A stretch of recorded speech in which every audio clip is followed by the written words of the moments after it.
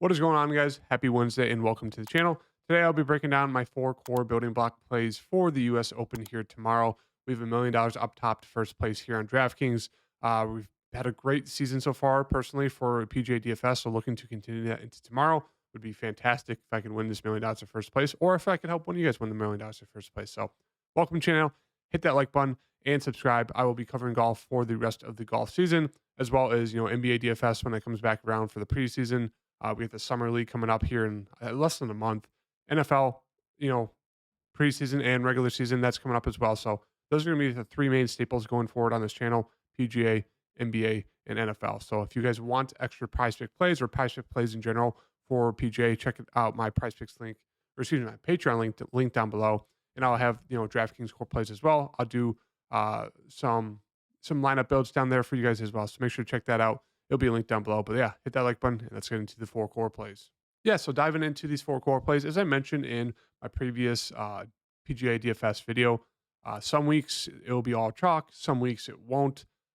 Some weeks, it'll be some random guys that haven't been doing well that I think are good core building block plays, all the good stuff. So just like to throw that out there for some of you guys. I know, obviously John Rahm's going to be very popular, same with Victor, but I know Max Homa's kind of floating around the a little bit of popularity, and then Tony Finau's kind of going under the radar. So a nice mix this week. 2 weeks ago, we got Victor Hovland. He was one of the core building block plays. He won the Charles Schwab last week. Wasn't able to make a video, but I had Tyrell Hatton, Justin Rose, Eric Cole, and one more player that it was. I was right there in terms of cashing, even with only 4 to 6 golfers making the cut. My two lower owned guys, low value guys, didn't do much. They didn't make the cut, but still had a lot of. I had 3 or 4 guys in the top 5 there. So been very, very successful so far in this PGS DFS season, even with only being like a 3 entry or less guy. So the first pick I have for you guys today here is going to be Mr. Jonathan Rahm here at the top, 11.1K. Now, I will be playing Scotty Scheffler. He has been unbelievably great at tee to green, just gaining strokes at unbelievable marks, like 20 strokes gained in that last tournament there for him. And he was the worst putter in the tournament. Still got a top three. I mean, he's been just absolutely hemorrhaging strokes with the putter, being one of the worst putters in those tournaments, and he's still getting top fives. It's been absolutely insane, unreal. So it makes sense to go to him. But it's just one of those things. I like getting into John Rahm as well. I'm just going to side with John Rahm for this video. I will be playing both of them. They both look fantastic. Rahm, I guess, is a little bit riskier just because he hasn't been as well or as good. As you can see, only tied 16th there at the workday, top 50. John Rahm has been off a little bit here. About 2 weeks he's taken off. Before that he was good. 2, 15, 1. Obviously struggled with the players, but you can see he had a great season. Coming out of the gate hot. Century won, American's Best won. 7th at the Farmers, Waste Management 3rd, Genesis won. Fell off a little bit there. Arnold Palmer, that's when the wheels started coming off a little bit. Missed the cut, and then right back won the Masters, RBC 15, Mexico 2, and then that's when the wheels kind of fell off. I don't know what happened. Top 50, top 16. He just kind of got off to poor starts there, but now I think he's kind of had 2 weeks off. He's recuperated a little bit, and this is a spot where John Rahm I think is a solid pivot play off of Scotty Scheffler. As right now, I think there's like an 8% ownership difference between the two, and for that reason, I like getting into John Rahm. As I mentioned, I'm going to be going to both of them, but we'll pull John Rahm up here on the stats right now. I'm just going to be using PGAtour.com here for John, but we'll pull him up here real fast for you guys just to kind of dive into his profile here for this week. So for this week, we know you got to be accurate with your driver. You got to be accurate with your approach play, and you got to be a good putter. You need to avoid double bogeys because, following some people, it seems like it's, everyone's making a big hoopla about the rough, how tight some of the greens are, that stuff. So there will be a lot of birdie opportunities, but there will also be a lot of double bogey opportunities. So just, finding your way into just being very accurate with your driver in your approach play should really help you out, especially around the green as well. If you do get stuck in some of those situations, you want to be very solid around the green. And so we can see with John Rahm, everything's kind of been there. It just, kind of fell apart for a few weeks, 2 off weeks there in the PGA Championship, in the Memorial. but still, tied 16th, not going to kill you if he gets a top 15 in your lineup. Not going to help a ton, but obviously not going to kill you. But as you can see here with John Rahm with his stats right now, stroke gain total overall second in the field, or excuse me, on the tour. Off the tee, 16th. He's very accurate off the tee. He has a lot of distance as well. Approach the green, as you can see, he's topping that as well. Third, putting, top. Yeah, I mean, it's John Rahm. We know he's a top player. I like him just, getting back into a flow of things, swinging things here.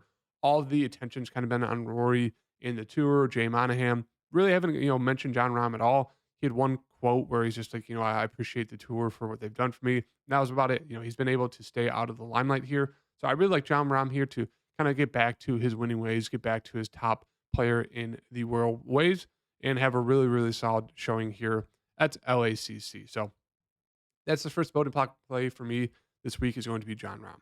The second guy I'm going to be going to is going to be Victor Hovland here at 10,000. As I mentioned, it's one of those things you're not going to be able to play all these core plays. These you can either pair them up in twos, or you can just pair them in one and then go with your guys' favorite golfers. I'm probably going to pair them in twos. That's what I did 2 weeks ago and it worked out. Led to cashing, led to us getting Victor in one of our lineups. But right now, obviously, these are the top end guys. So we're gonna have to dip down a little bit to kind of make that work. But right now, Victor Hovland, arguably, there's been very few people that have been better than him in the big tournaments recently. If we go back to the players, since the players, he had a top third there. Masters top 7, he was in the hunt there. We go back to the next big tournament, PGA top second. Obviously was dueling with Brooks. Got a unfortunate plugged ball there in the bunker, and that's where he kind of fell off there. But he is right in the marking there to win the PGA. Obviously got the tie for second, and then coming off the win at the Memorial, as you can see, in all the big tournaments, tied second PGA. Masters, top 7, the Players top 3. All the big tournaments, Victor has been there. He's been there on fire pretty much all season. He's not missed a cut yet, so Victor is a very, very solid and safe play here for this tournament. If you want to have him as your starting point, your starting lineup guy, he's a great person. We'll pull up his stats here for you guys as well to truly look at Victor and just see what he's doing right now across the board, across the PGA Tour. Right here, as you can see, why is that on the rough? Oh, sorry, looking at the wrong thing. But as you can see, strokes gained total, 13th on the tour right now off the tee. We know he has distance, decently accurate as well. So that's checks the box there. Approaching the green, we know he's a fantastic iron player, absolutely flushes the irons. He's been extremely high with the irons right now, and that's why he's been in all these big tournaments. Is that he's constantly steady. His around the green, which really killed him in years past, has been very, very solid. I do think it can lead to some trouble here, but with how good of an iron player he is, I really think that helps offset it. With his driver, he can get distance if he needs it. He can place it if he needs it, or he can just go right to the irons, place his irons out there. When you approach the green, you really want to be a fantastic iron player. That's what Victor is. He's flush. He's pure with the irons. Really going to help him out here on this course where you really, really need to be a good approach player. You need to be. It's just 1 and 2. You need to be great off the tee, be able to pick your spots, and you need to be a very, very, very good approach player with the irons. Victor checks off those 2 boxes. He's a very solid putter, and he's really improved around the green. As we can see, he's just a shark circling the waters. He's right there to win one of these big tournaments. I think this might be his week here. Really, really like Victor as the second option. My third pick here is going to be Max Homa, and I think he'll be a decently popular pick just because of the California narrative. There's been a big hoopla about him setting the course record there. I think it was in an amateur tournament like 10 years ago or whatever it was. He shot a 61. So I do think that's gaining him a little bit of steam, but hopefully his recent plays kind of keeping people off. I think he should be a lot more popular than he is. But the reason is he's struggled off the tee. I think it's 4 to the past 5 or 5 of the past 6 tournaments. He's lost strokes, off the tee. And that's very risky because this is a tournament. This is a course where you need to be accurate off the tee. You need to pick your spots in the fairway, whether it's the left side, whether it's the right side, whether to keep it back, whether to go for it all. You need to be accurate with that tee shot. And then if you're in the right spot, then you need to be very, very accurate coming into the green with your irons. And We know Max Homa can be that guy, but recently he hasn't. As you can see, just from his past results, ninth, 55, 8, cut, 43, 6. So he's all over the place. He's either doing very, very well or he's doing really, really bad. And that's just all due to his driver. He's hemorrhaging strokes off the tee, not being able to reel it in, not being accurate after, starting off the season, especially last fall, coming into the start of this new year. He was on fire, 3, 1, 39, 2, 14, 6. And then obviously it's kind of all fallen apart since the Masters, but I like him to get back on track here. Had a top nine at the Charles Schwab, you know, started off solid 67, 69. Didn't do too much on Saturday, but then brought it back with a 69 there. Four under overall, coming off a PGA championship where a lot of people struggled. It was nice to see him reel back in a little bit. But yeah, it's one of those things where Max Homa, strokes gained total, great. He's usually better off the tee. He's really struggled, as I mentioned, the past five/6 tournaments. Off the tee, he's really been struggling there. But approaching the green, he's still one of the best in approach shots with his irons, and he's a really, really good putter as well. So I like him to get off to a hot start here. If he can just dial in his driver, which I think he will, he's had a little bit of time there to kind of, dial in that driver. Hasn't played in about 3 weeks. So I really like him to, kind of take that time off to recharge, refocus, get with his coaches, get that driver dialed back in. So I really, really like Homa here as a bounce back play. A guy who was one of the best players in the world at the start of the season here. Expect him to get back to his ways. And he's a grinder. Like if this tournament's going to be like an 8 to 9 under, winner at the end of Sunday, which a lot of the caddies were saying it's going to be. Homer's one of your guys to, even if he has a bad round, he's one of those bounce back guys where he can, go low, he can grind, get to the cut, grind the next 2 days, and find himself a win. So he's a grinder. Really, really like Homa. So I expect to bounce back here in this spot. And for the fourth pick, I just want to say for Homa, obviously he has that California narrative where he's won a ton of times in California. So it is really close to his hometown. So maybe that's gaining him a little bit extra steam in the ownership department, but I still think, it really, really helps him. And the next guy I like, the fourth one, is going to be Tony Finau here, 8.8K. Another of those guys where he's really, really struggled. After starting off the end of last season, going into this season, pretty solid. As you can see, won at the Cadence, Hero, he got seventh, before that in the fall, or excuse me, in August, going into the fall, he won like twice, I think it was at Detroit, somewhere else as well. Started off the season solid. And then more recently, after the Mexico Open, he's really struggled. Top 23, top 72, cut at the Charles Schwab. Just hasn't really been able to get it done. Especially the PGA, he really, really blew up there. 15 over after 4 days. He just lost it. He's lost right now. And I like him to another one of those guys who's taken off a lot of time here between his last tournament and this tournament, the Schwab, and now about 3 weeks. A lot of time to recharge for him. And it's one of those things I mentioned. He is one of those guys that he can absolutely pipe it off the tee. We'll pull up his stats here real fast. Sorry. Tony Tones, Toblerone, boom, stats. Pull him up here. Strokes gained total, obviously another top player off the tee. That's kind of what's been hurting him recently, just like Homa. Just hasn't really been accurate. We know Tony has a distance. He can easily get it there. It just comes down to, can he keep it in the fairway? Can he keep it accurate? That's what he's been struggling with the past 2 rounds, because we know approach play, Tony's one of the best iron players as well, just like a Hovland.